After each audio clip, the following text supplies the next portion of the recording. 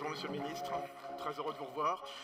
Avant que Jean-Christophe Pic, le président, rejoigne sa place, une jolie photo pour immortaliser donc le début de ce congrès. Voilà, merci. Merci Président, à tout à l'heure. Je vous laisse retrouver votre place. Monsieur le Ministre, c'est à vous. Des actes, voilà ce qu'a demandé Jean-Christophe Pic, peut-être, à suivre dans un instant. Merci, Monsieur le Président, Mesdames et Messieurs les élus, Mesdames et Messieurs, je suis très heureux de vous retrouver ce matin. Je vous remercie non seulement de votre accueil, amical et exigeant, mais aussi de votre flexibilité parce que vous avez accepté de revoir un peu votre propre agenda pour que le mien puisse se combiner avec ma présence, que je ne voulais absolument pas manquer pour être auprès de vous.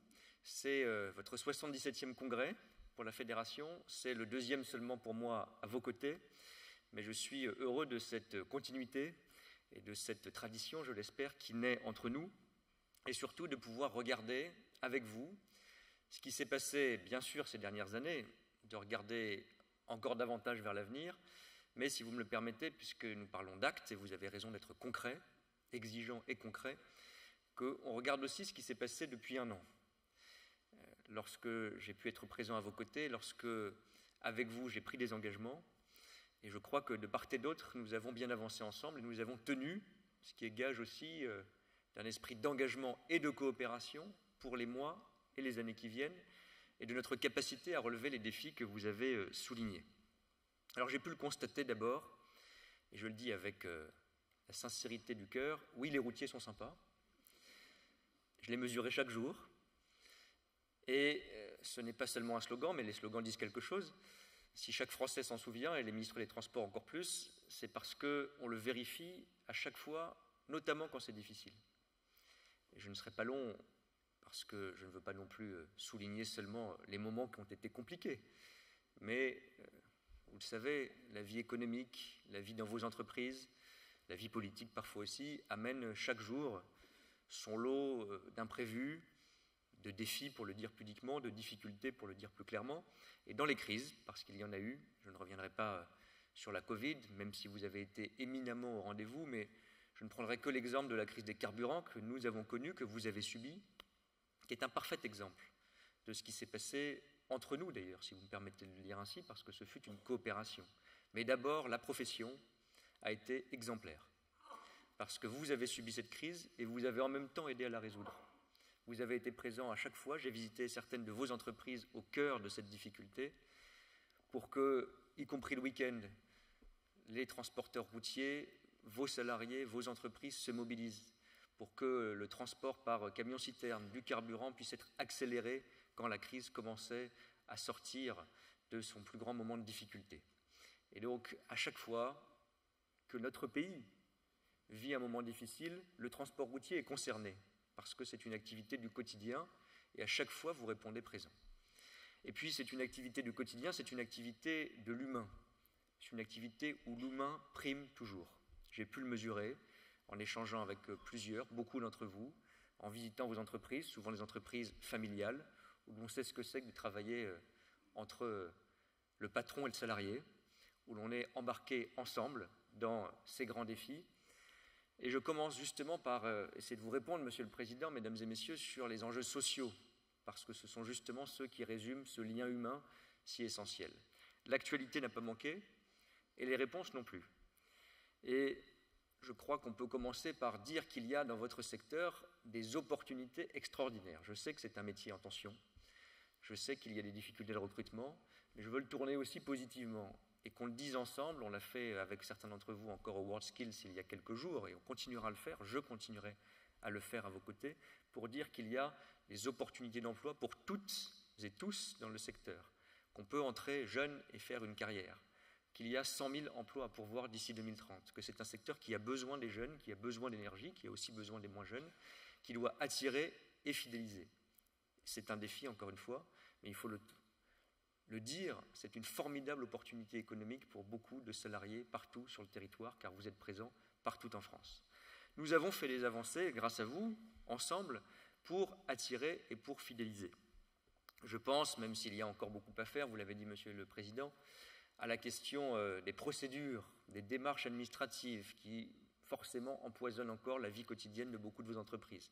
Mais nous avons fait des pas en avant importants sur la question du permis de conduire, abaissé, c'était avant que j'arrive, à 18 ans. Nous avons même un débat européen pour l'abaisser à 17 ans et nous soutenons cette possibilité avec un accompagnement jusqu'à 18 ans. Nous avons identifié un certain nombre de blocages, objectivé les délais d'obtention du permis de conduire et d'autres documents essentiels à la profession, à peu près 2 mois et demi, mais avec, je le sais, des différences considérables d'un territoire à l'autre, d'une préfecture à l'autre, d'un service de l'État à l'autre. Et nous sommes en train, et je m'y engage aussi en vue du 70e congrès, et 3e pour moi, l'année prochaine, que nous ayons fait des progrès concrets encore plus, au-delà de l'abaissement de la limite d'âge, avec le ministère du Travail, avec le ministère de l'Intérieur. Et je le dis, même si ça prendra encore un peu de temps, il faut aller vers un guichet unique.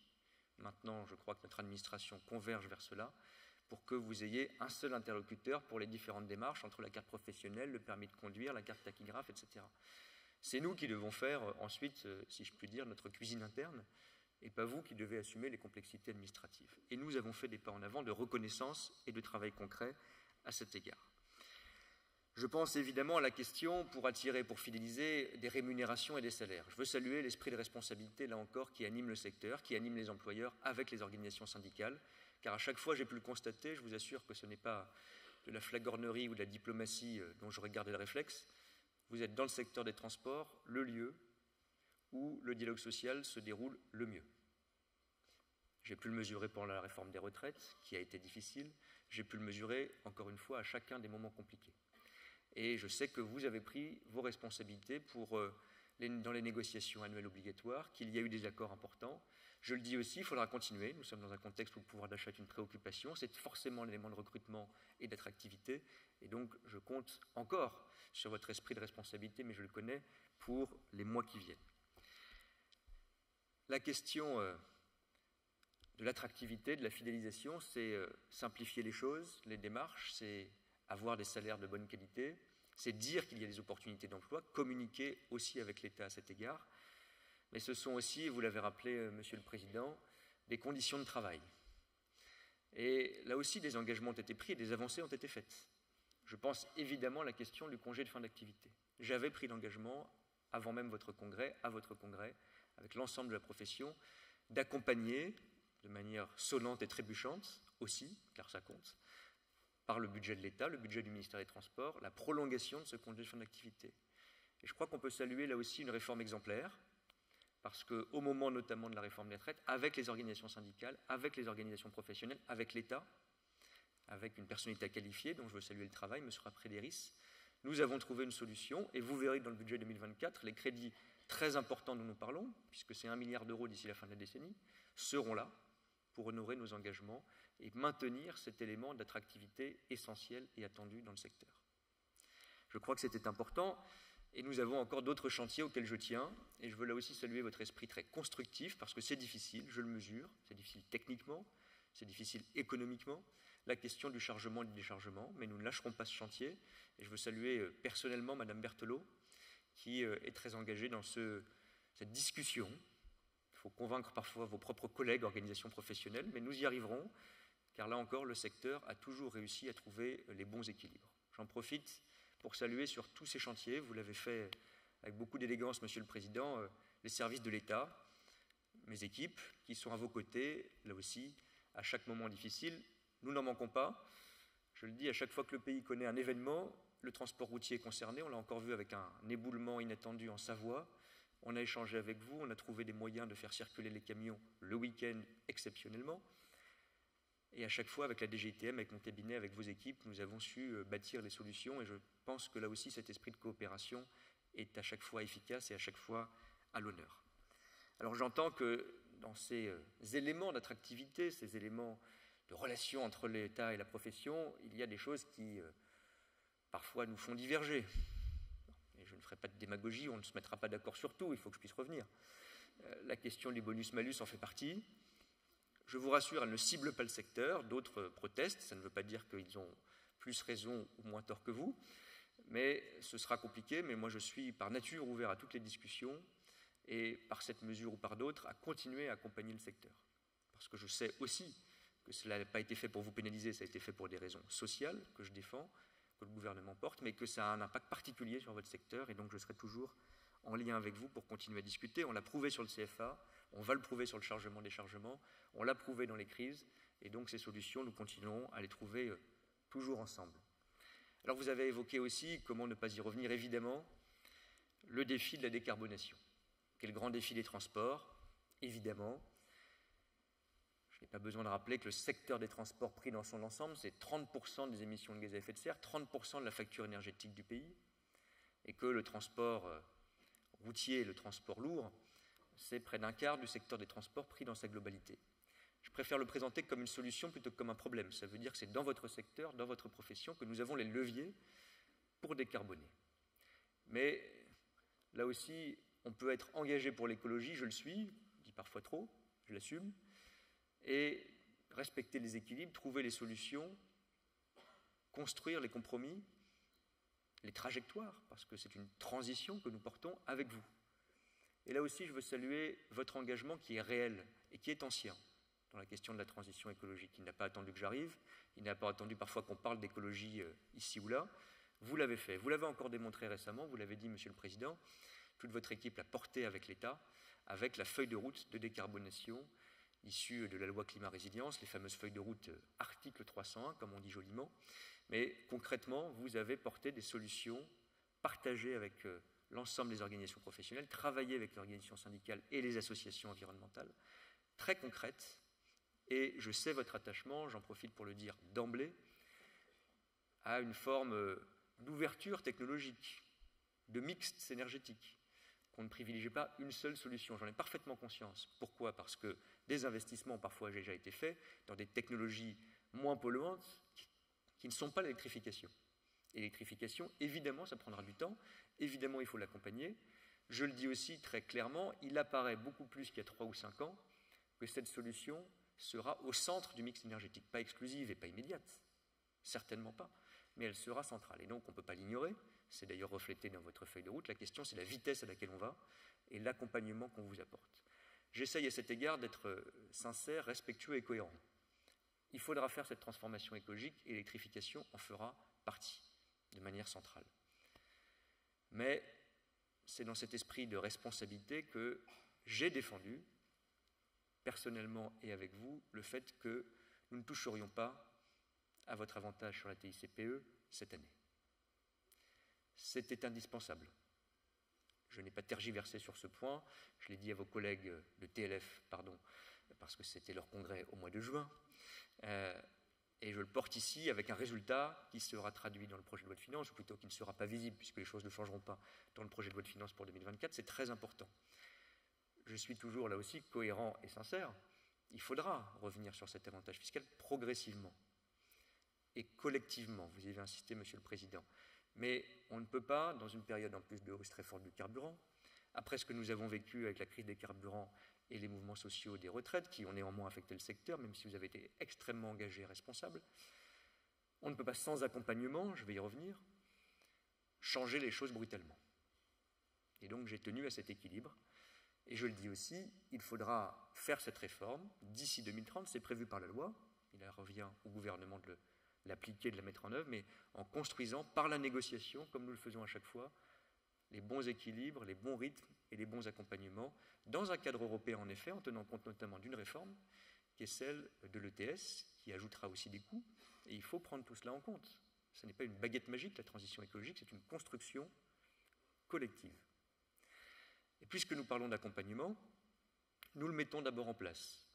Avant de demander les efforts, je crois qu'il faut en faire pour vous et vous soutenir. Sur l'électrification en particulier, puisque c'est compliqué, puisque c'est encore relativement nouveau, eh bien, nous avons mis en place des appels à projets, 2 avec le ministre de l'Industrie, encore un au mois d'avril, de 60 millions d'euros. Il marche très bien. Il y a déjà plus de 40 projets lauréats. Mais nous devons le renforcer. Et je ne donnerai pas encore les chiffres, car il faut attendre une semaine. Mais vous verrez que dans le projet de loi de finances et dans le débat budgétaire, nous augmenterons et nous améliorerons très fortement l'accompagnement sur l'électrification pour les flottes de camions. C'est nécessaire, c'est attendu, et c'est comme ça qu'on fera une écologie efficace, responsable et partagée. tenant compte du cadre européen, en construisant la trajectoire avec vous et en vous accompagnant dans cette transition. C'est ma conception des choses, ne pas lâcher l'ambition écologique, ce serait une erreur, y compris pour le secteur, mais le faire progressivement et collectivement. Alors il y a encore beaucoup d'autres défis, on parle d'un acronyme, celui de la TICPE, j'en connais un autre qui fait parfois beaucoup parler, les ZFE, j'en profite pour saluer Anne-Marie-Jean, parce que là aussi, quand on est intelligent et qu'on travaille ensemble, cette intelligence collective nous apporte des solutions. Et je veux vous remercier, Madame la Présidente, d'avoir mené, notamment au nom de la profession du transport routier, vous êtes dans un secteur un peu différent, la question des ports et du fluvial, mais c'est une seule transition écologique que nous réalisons.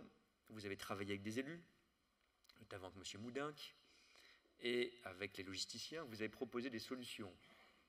Un principe simple, pour être très clair, on ne va pas avoir d'une ZFE à l'autre, il y en a 43 dans notre pays qui se mettent en place progressivement, des règles totalement différentes, voire contradictoires, pour les professionnels de la route. Que ce soit pour une camionnette ou un camion, pour les logisticiens, ce serait insoutenable. On peut avoir des règles différentes parce qu'il y a une liberté locale pour les véhicules du quotidien, pour les véhicules légers, parce qu'on va rarement au boulot le même jour et la même semaine à Saint-Étienne ou à Lille. En revanche, quand on fait du transport routier, vous le savez un peu mieux que moi, ce scénario n'est pas totalement exclu. Et donc nous avons mis, et vous avez mis aussi à la FNTR, et vous, Madame Jean, également, ensemble les métropoles, avec l'État, pour qu'on dise oui, on est d'accord pour coordonner les règles. Quel outil il faut? Je sais qu'il y a une demande, pour être très concret, d'avoir un décret, pour que les choses soient dites et écrites. Il y a des discussions, parce qu'on veut aussi respecter la liberté locale. J'allais dire, peu importe le flacon pourvu qu'on ait l'ivresse, avec modération. L'ivresse de la solution collective, pas d'autre. Mais nous y arriverons. S'il faut prendre une mesure plus contraignante, nous le ferons. Si nous y arrivons autrement, tant mieux. Mais en tout cas, il y a un accord important, qui n'était pas du tout le cas il y a encore quelques mois et avant l'été, entre les métropoles et l'État, pour coordonner ces règles applicables aux entreprises. Et donc, si nous avons des règles communes, si nous avons ces trajectoires construites avec vous, si nous accompagnons, y compris financièrement et sur le plan industriel, notamment l'électrification, si nous respectons un mix énergétique à court terme, nous sommes dans ce que vous avez proposé, l'épure de cette feuille de route, et nous y arriverons. Et à la fin, je crois que cette dimension sociale que j'évoquais, cette dimension écologique qui est notre grand défi, se rejoignent. Je le dis, à chaque fois qu'il se passe quelque chose de bien ou de moins bien dans le pays, vous êtes concernés, parce que vous transportez nos vies. Les marchandises, ce n'est pas un terme abstrait, c'est ce qu'il y a dans nos supermarchés, c'est ce qu'il y a dans nos commerces de proximité, c'est ce qu'il y a dans nos cantines, c'est ce qui fait la vie quotidienne. Et donc, il n'y aura pas d'avenir collectif sans décarbonation, il n'y aura pas d'avenir collectif sans une attention à l'humain et à la question sociale, mais il n'y aura pas d'avenir collectif sans vous. Alors je sais que vous êtes engagés dans ces grandes transformations, je sais que parfois c'est difficile, mais je veux retenir de ces 14 mois que j'ai déjà passés à vos côtés, avant d'autres, que nous avons surmonté tous les défis. Et donc je suis sincèrement, particulièrement optimiste sur notre capacité à le faire. Quand il y a une difficulté, on en parle, on la résout et on continue les efforts. Ce qu'on a fait pour la TICPE, je pense exemplaire, ce qu'on a fait pour le CFA, je crois exemplaire, et nous continuerons sur tous les défis que j'ai listés. Alors merci pour cet engagement, merci pour cet esprit et d'engagement et de coopération. Vous le savez, vous l'avez vu, que les services de l'État étaient à vos côtés. Je crois pouvoir le dire, le ministre est à vos côtés. Vous travaillez ensemble entre organisations professionnelles différentes et avec les organisations syndicales. Et la clé de cette transformation est entre vos mains. Alors je vous laisse y travailler. Je vous remercie de votre accueil et longue vie à la FNTR et à notre coopération. Merci beaucoup. Voilà, merci beaucoup. Un ministre des Transports positif. Voilà. Merci Monsieur le ministre, merci Monsieur Clément Beaune. Voilà, simplification.